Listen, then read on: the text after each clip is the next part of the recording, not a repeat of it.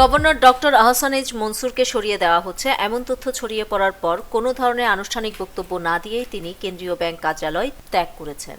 Bangladesh bank থেকে চলে যাওয়ার সময় নতুন গভর্নর নিয়োগ ও তার পদত্যাগের বিষয়ে জানতে চাওয়া হলে তিনি বলেন, আমি পদত্যাগ করিনি, তবে খবর শুনেছি। এর বাইরে আর কিছু বলেননি তিনি।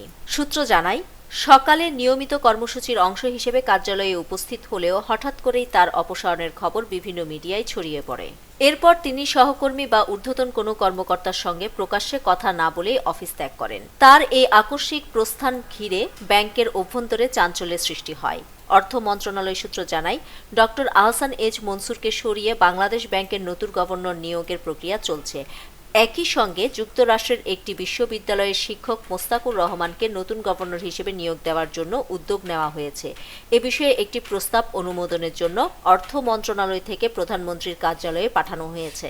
মোস্তাকুর রহমান বাংলাদেশের পোশাক ব্যবসায়ীদের সংগঠন বিজিএমই এর সদস্য ও হিরো সোয়েটারের মালিক। তবে এখন পর্যন্ত সরকারের পক্ষ থেকে কিংবা বাংলাদেশ ব্যাংকের তরফে এ বিষয়ে আনুষ্ঠানিক কোনো ঘোষণা দেওয়া হয়নি। ফলে গভর্নরের পদ নিয়ে অনিশ্চয়তা আরও ঘনীভূত হয়েছে। এদিকে গভর্নরের ঘনিষ্ঠ মহল থেকে আনুষ্ঠানিক কোনো প্রতিক্রিয়া পাওয়া যায়নি। পরিস্থিতি স্পষ্ট করতে সরকারের উচ্চ পর্যায়ের সিদ্ধান্তের অপেক্ষায় রয়েছে আর্থিক খাত সংশ্লিষ্টরা। নিউজ ডেস্ক, দৈনিক পূর্বকোণ।